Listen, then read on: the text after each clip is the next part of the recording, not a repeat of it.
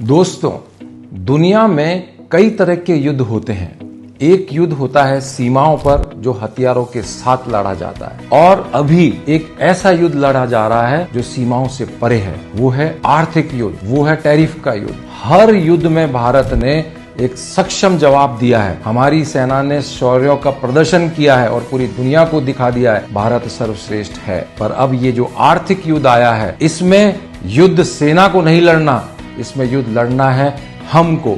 तो वो कैसे लड़ेंगे? उसका एक ही हथियार है, स्वदेशी।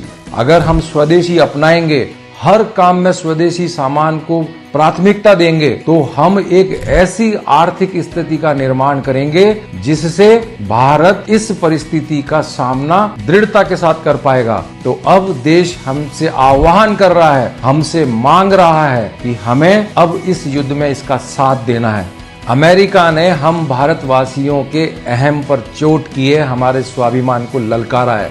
तो हमें उसको जवाब देना है, हमें बताना है भारत एक है और उसका नारा है स्वदेशी से आत्मनिर्भरता। हमें अपनाना है स्वदेशी को। बाजार जाएंगे, स्वदेशी का सामान लाएंगे, स्वदेशी सोच अपनाएंगे और इस आर्थिक युद्ध में भारत को विजय दिलाएंगे।